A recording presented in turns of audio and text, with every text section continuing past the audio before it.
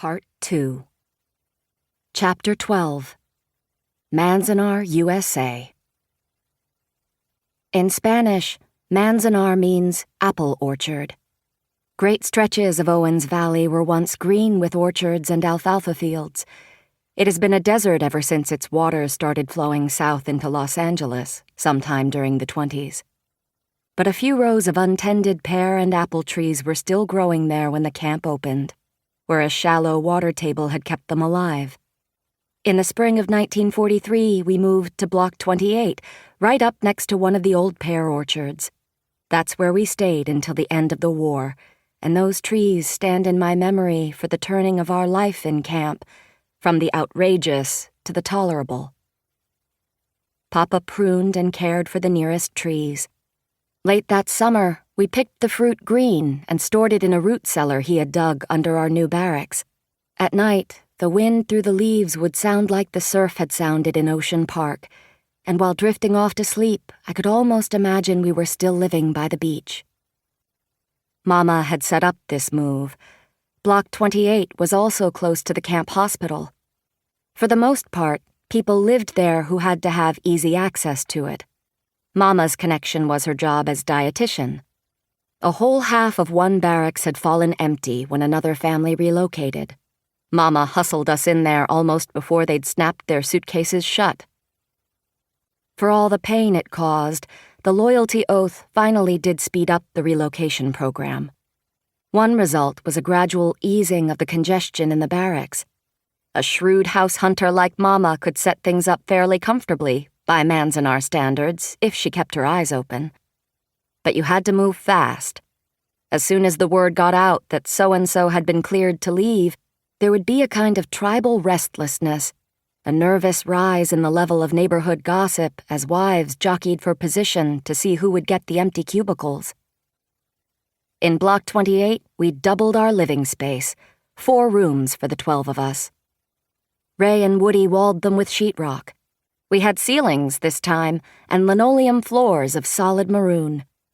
You had 3 colors to choose from, maroon, black, and forest green, and there was plenty of it around by this time. Some families would vie with one another for the most elegant floor designs, obtaining a roll of each color from the supply shed, cutting it into diamonds, squares, or triangles, shining it with heating oil, then leaving their doors open so that passers-by could admire the handiwork. Papa brought his still with him when we moved. He set it up behind the door, where he continued to brew his own sake and brandy. He wasn't drinking as much now, though. He spent a lot of time outdoors. Like many of the older Issei men, he didn't take a regular job in camp. He puttered. He had been working hard for 30 years and, bad as it was for him in some ways, camp did allow him time to dabble with hobbies he would never have found time for otherwise. Once the first year's turmoil cooled down, the authorities started letting us outside the wire for recreation. Papa used to hike along the creeks that channeled down from the base of the Sierras. He brought back chunks of driftwood, and he would pass long hours sitting on the steps, carving myrtle limbs into benches, table legs, and lamps, filling our rooms with bits of gnarled, polished furniture. He hauled stones in off the desert and built a small rock garden outside our doorway with succulents and a patch of moss. Near it, he laid flat stepping stones leading to the stairs. He also painted watercolors. Until this time, I had not known he could paint. He loved to sketch the mountains. If anything made that country habitable, it was the mountains themselves. Purple when the sun dropped, and so sharply etched in the morning light the granite dazzled almost more than the bright snow lacing it. The nearest peaks rose 10,000 feet higher than the valley floor, with Whitney, the highest, just off to the south. They were important for all of us, but especially for the Issei. Whitney reminded Papa of Fujiyama. That is, it gave him the same kind of spiritual sustenance. The tremendous beauty of those peaks was inspirational, as so many natural forms are to the Japanese. The rocks outside our doorway could be those mountains in miniature. They also represented those forces in nature those powerful and inevitable forces that cannot be resisted, reminding a man that sometimes he must simply endure what cannot be changed. Subdued, resigned, Papa's life, all our lives, took on a pattern that would hold for the duration of the war. Public shows of resentment pretty much spent themselves over the loyalty oath crisis. Shikata ganai again became the motto, but under altered circumstances. What had to be endured was the climate, the confinement, the steady crumbling away of family life. But the camp itself had been made livable. The government provided for our physical needs. My parents and older brothers and sisters, like most of the internees, accepted their lot and did what they could to make the best of a bad situation. "We're here," Woody would say. "We're here, and there's no use moaning about it forever." Gardens had sprung up everywhere in the fire breaks between the rows of barracks. Rock gardens, vegetable gardens, cactus and flower gardens. People who lived in Owens Valley during the war still remember the flowers and lush greenery they could see from the highway as they drove past the main gate. The soil around Manzanar is alluvial and very rich. With water siphoned off from the Los Angeles-bound aqueduct, a large farm was under cultivation just outside the camp, providing the mess halls with lettuce, corn, tomatoes, eggplant, string beans, horseradish, and cucumbers. Near Block 28, some of the men who had been professional gardeners built a small park with mossy nooks, ponds, waterfalls, and curved wooden bridges. Sometimes in the evenings, we could walk down the raked gravel paths. You could face away from the barracks, look past a tiny rapids toward the darkening mountains, and for a while, not be a prisoner at all. You could hang suspended in some odd, almost lovely land you could not escape from, yet almost didn't want to leave. As the months in Manzanar turned to years, it became a world unto itself, with its own logic and familiar ways. In time, staying there seemed far simpler than moving once again to another unknown place. It was as if the war were forgotten, our reason for being there forgotten. The present, the little bit of busy work you had right in front of you, became the most urgent thing. In such a narrowed world, in order to survive, you learn to contain your rage and your despair, and you try to recreate, as well as you can, your normality, some sense of things continuing.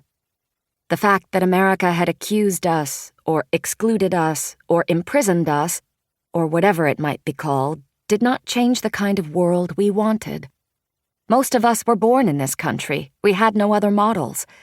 Those parks and gardens lent it an Asian character, but in most ways it was a totally equipped American small town, complete with schools, churches, Boy Scouts, beauty parlors, neighborhood gossip, fire and police departments, glee clubs, softball leagues, Abbott and Costello movies, tennis courts, and traveling shows. I still remember an Indian who turned up one Saturday, billing himself as a Sioux chief, wearing bear claws and head feathers. In the fire break, he sang songs and danced his tribal dances while hundreds of us watched. In our family, while Papa puttered, Mama made her daily rounds to the mess halls, helping young mothers with their feeding, planning diets for the various ailments people suffered from. She wore a bright yellow, long-billed sun hat she had made herself and always kept stiffly starched.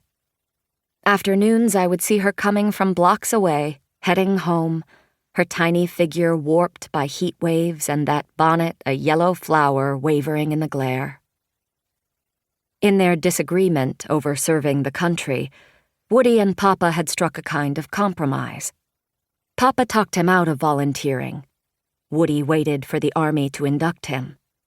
Meanwhile, he clerked in the co-op general store. Keo, nearly 13 by this time, looked forward to the heavy winds. They moved the sand around and uncovered obsidian arrowheads he could sell to old men in camp for 50 cents apiece. Ray, a few years older, played in the 6-man touch football league, sometimes against Caucasian teams who would come in from Lone Pine or Independence. My sister Lillian was in high school and singing with a hillbilly band called the Sierra Stars. Jeans, cowboy hats, 2 guitars, and a tub bass.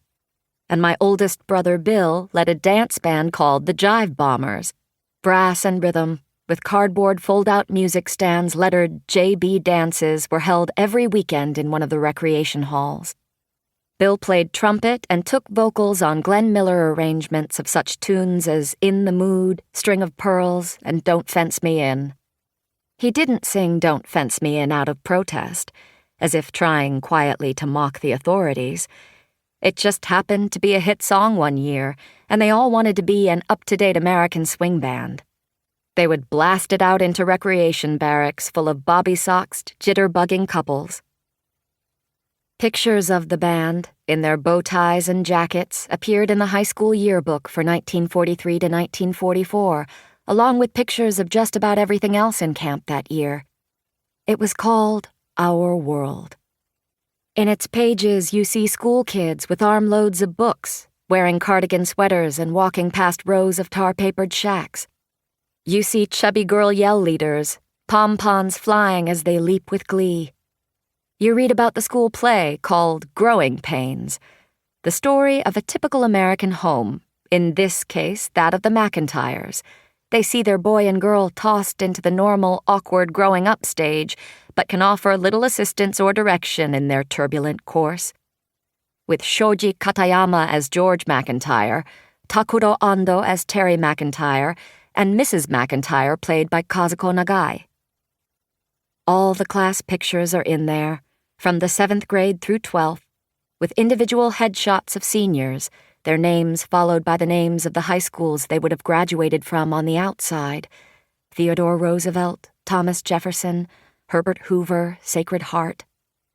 You see pretty girls on bicycles, chicken yards full of fat pullets, patients tilted back in dental chairs, lines of laundry, and finally, 2 large blow-ups, the first of a high tower with a searchlight against a Sierra backdrop, the next a 2-page end sheet showing a wide path that curves among rows of elm trees. White stones border the path. 2 dogs are following an old woman in gardening clothes as she strolls along. She is in the middle distance, small beneath the trees, beneath the snowy peaks. It is winter. All the elms are bare. The scene is both stark and comforting. This path leads toward one edge of camp, but the wire is out of sight or out of focus. The tiny woman seems very much at ease. She and her tiny dogs seem almost swallowed by the landscape, or floating in it.